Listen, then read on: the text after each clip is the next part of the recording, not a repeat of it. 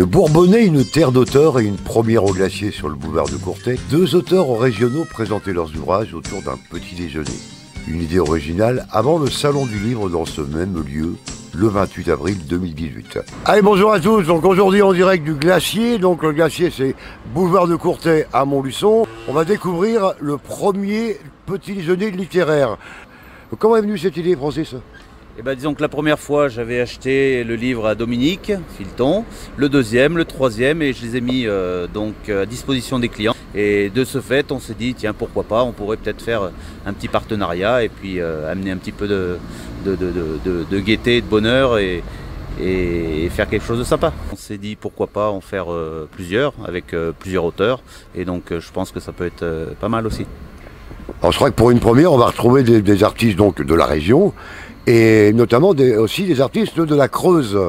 Voilà, tout à fait, avec, par le biais de Facebook, hein, donc effectivement, avec tous nos amis virtuels, on a pas mal de pubs et effectivement ça peut être pas mal. Philippe Châtel qui a écrit donc Contes et légendes, et notre ami Dominique Filton, qu'on ne présente plus non plus, c'est une figure emblématique de la ville de Montluçon. Alors ce livre comporte 101 contes et légendes de Montluçon. Donc ce sont des contes que j'ai créés pour la plupart. Je me suis inspiré de l'histoire locale, du Moyen-Âge jusqu'à nos jours. Bien sûr, j'ai réécrit certaines légendes anciennes de Montluçon, comme le château de l'Ours. Par exemple aussi, j'ai écrit sur Juliette Caron, qui était une charpentière. Donc c'est une femme qui a vraiment existé. Et j'ai écrit une petite histoire sur elle. Bon, il y a des histoires par exemple comme Le Visiteur, donc c'est un homme qui reçoit la visite du diable à Montluçon. Donc c'est vraiment un livre de contes et de légendes sur Montluçon, et ça manquait parce qu'on a des contes et légendes bourbonnaises. Il existe des contes et légendes un petit peu partout, mais sur Montluçon, il n'y en avait pas. Donc j'ai eu cette idée, et puis aujourd'hui au petit déjeuner littéraire, je le présente. Voilà, et j'espère que c'est un livre qui va séduire le public. Bien sûr, j'ai pas pu tout écrire. Voilà, par exemple la création de Dunlop. Et je ne l'ai pas encore écrite, donc ça c'est dans un prochain livre. Donc je pense à un autre livre qui s'appellera Les Historiettes de Montluçon, parce qu'il y a à peu près 400 ans, Talleyrand de Réau avait écrit Les Historiettes françaises. Ce sont des petites nouvelles, des histoires, et ça c'est en cours de rédaction. Donc je parlerai notamment de la création légendaire de Dunlop. On connaît tous un peu l'histoire. Voilà, le président de Dunlop est en visite ici, il se rendait dans le sud de la France en fait, pour créer une usine. Son train est tombé en panne, et il est resté bloqué à Montluçon pendant 3 jours. Il a découvert les usines Saint-Jacques qui étaient désaffectées, et il s'est dit je vais, pourquoi pas, et c'est comme ça que Dunlop est né à Montluçon.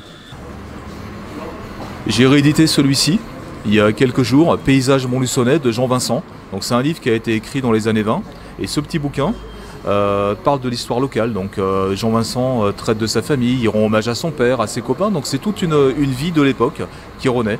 Donc et ça, ça s'appelle Paysage montluçonnais. Donc ça avait complètement disparu, et je l'ai réédité. Donc, voilà, c'est son témoignage de l'époque, et ça avait complètement disparu. Toi, on est vraiment sur. Ça vient de sortir. Ouais.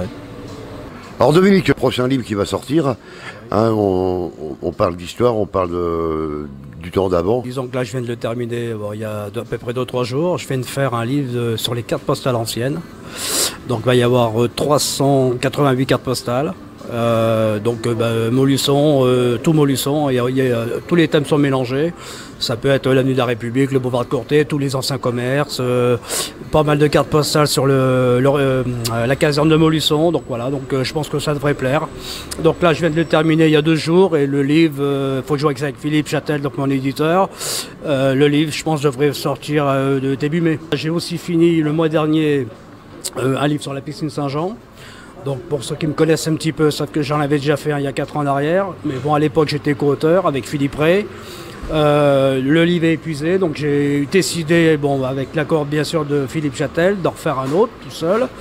Ce coup-ci en mettant plus de photos, avec des photos inédites notamment, de plongeurs de Montluçon qui m'ont été prêtés par le commandant Compiègne, très connu à Montluçon, donc le commandant du corps des pompiers de Montluçon.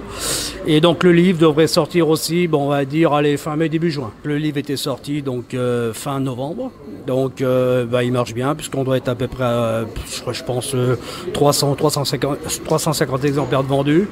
Donc il est toujours en vente bien évidemment, dans tous les points de vente de Montluçon, Cultura, librairies Les Écoles, l'espace culturel Leclerc, voilà.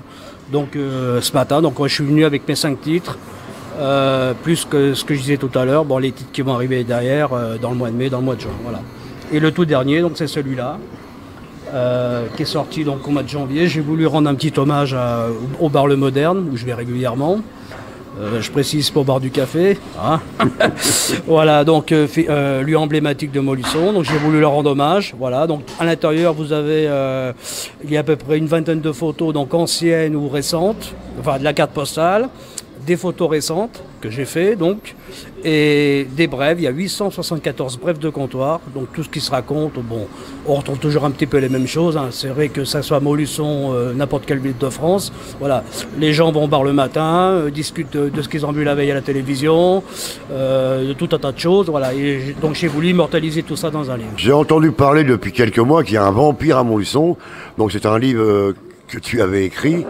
Donne-nous quelques brèves du tournage, comment ça s'est passé Alors moi j'étais pas sur tout le tournage. Bon, il y a eu le casting d'abord qui s'est déroulé, mais je suis venu au tournage de la scène qui se déroule place de la Comédie.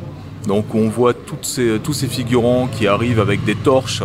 C'est très impressionnant, quoi. Ils arrivent de partout sur la place de la Comédie pour brûler celui qui croit être le vampire de Montluçon. Et donc c'est une scène assez spectaculaire. Et sinon au niveau du film, j'ai vu des extraits, donc je peux rien en dire pour l'instant parce que c'est prévu en sortie pour la fin de l'année, pour Halloween on espère. Et je pense que ça va être un très bon film, les acteurs sont très contents. Il y a une scène notamment qui se passe au cimetière de l'Est, donc qui a été tournée en décor naturel avec une ouverture de cercueil, donc c'était vraiment spectaculaire, quoi. J'ai trouvé ça fantastique et je trouve que Jacques Baudouin est un bon réalisateur et ça va être un grand film sur Montluçon. Et puis là on parle de notre ville, donc on n'a jamais eu de film sur Montluçon vraiment, et ça c'est vraiment l'occasion avec un film policier, donc ça va être un peu l'événement culturel de la fin de l'année. Le rendez-vous est donné le 28 avril 2018 au Glacier à Montluçon, un salon du livre bourbonnais et creusois.